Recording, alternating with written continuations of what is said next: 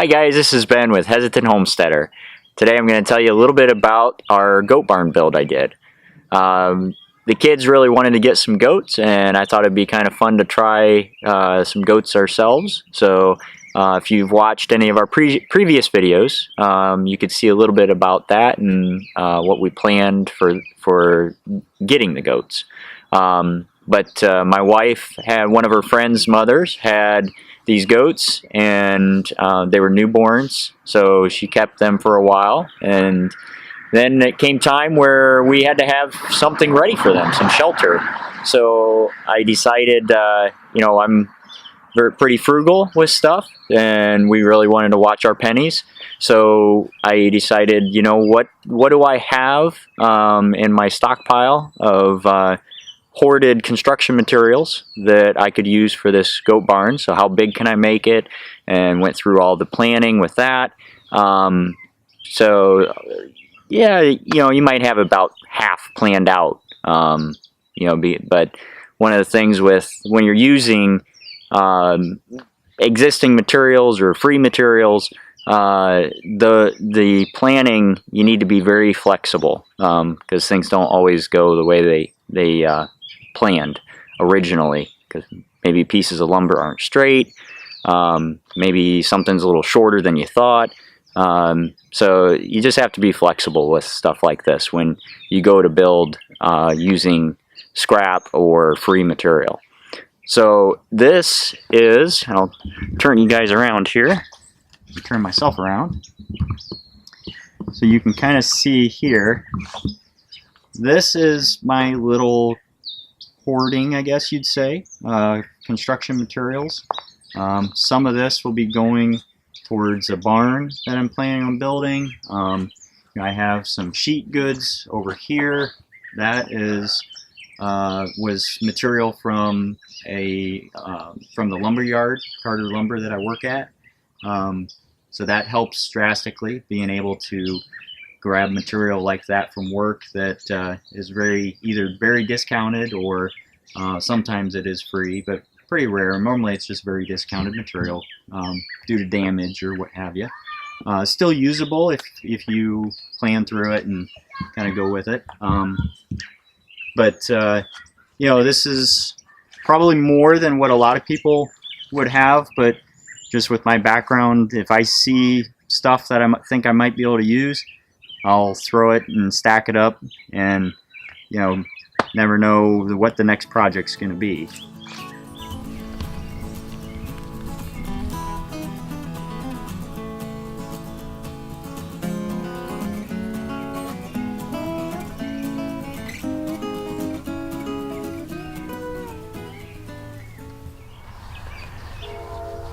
So one of the changes that happened throughout this build was the height of the building. A lot of the goat shelters I've seen are a lot shorter. They're lean-to style, which is the style I went with. So a single sloped roof.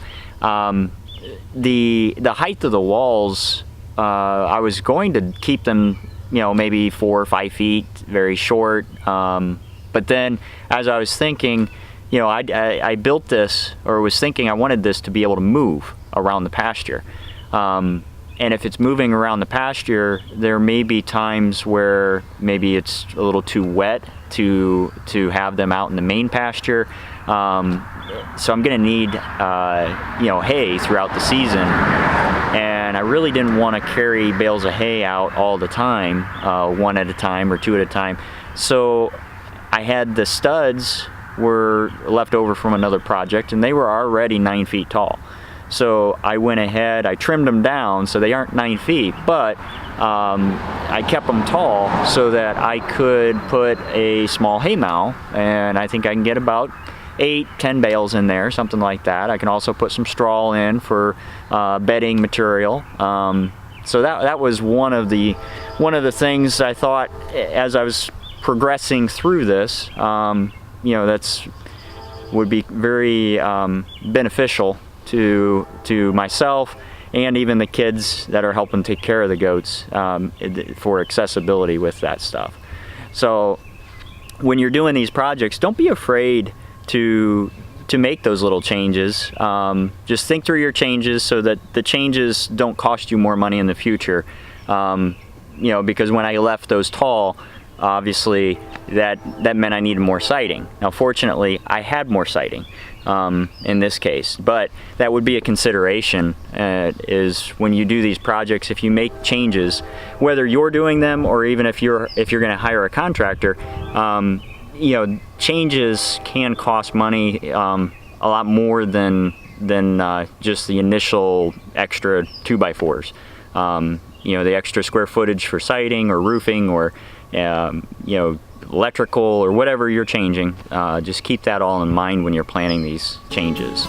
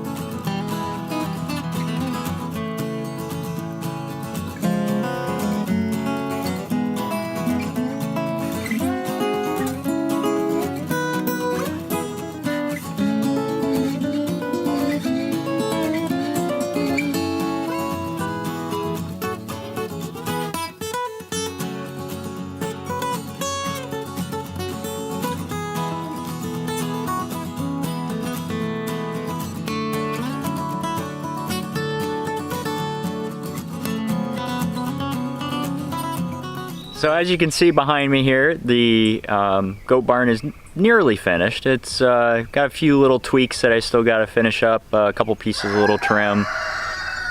There's Mr. Rooster. And but that's basically, this is about, I'm gonna say it took me probably 5-6 weeks to do, but I had about a 3-week break, partially due to the weather and just stuff we had going on with the family.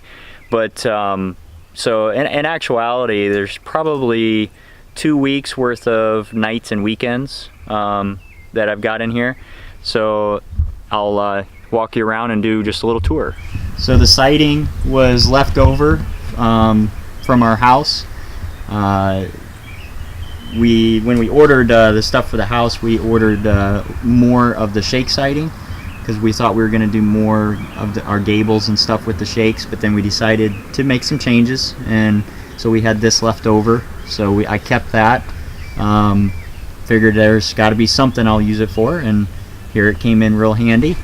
So just used nothing fancy, but that was pressure treated decking material that I just cut down, ripped it down so it's a little narrower, and attach that to the corners for trim.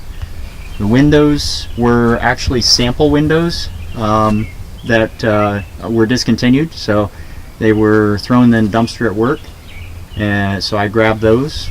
So nice freebie there. The decking material is goats are living in style out here. We've got, it's like a Trex style composite decking. So really, I don't think I'll have to worry about pressure washing or anything like that. I think it'll handle the rigors of the goats and the cleaning and stuff that we do. So on the front, let me close that door here so you can see it. So the door itself is just a sliding barn door off of an old building that the family owned that was no longer in use. I used the decking, treated decking, for the front wall. I just wanted something a little different. We had enough of the shake style, but I just wanted to kind of break it up a little bit because it was getting to be a lot of that. And nothing nothing too fancy, but it is probably definitely overkill for, you know, what the goats need.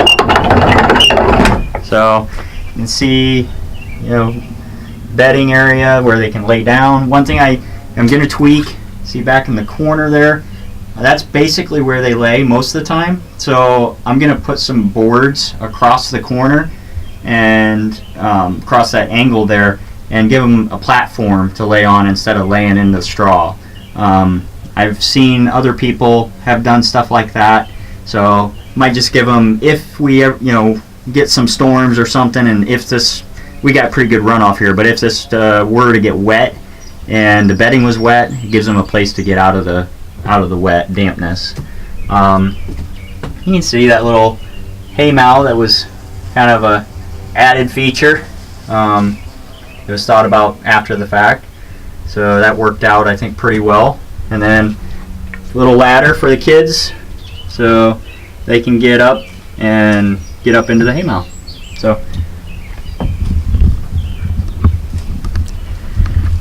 So that's what I've got, or what I've been working on here the last couple weeks, and I think I've got her pretty well wrapped up. So I'll finish buttoning up the last few things and then on to the next project. And spring has arrived. Thanks for allowing me to show you my little goat barn project. Hopefully you guys liked the video, and if you haven't already, please subscribe to the channel. Hit the little thumbs up, like button thing. That would really help us out and help keep you informed of all the new things, new projects that we have going on. And until next time, see you later.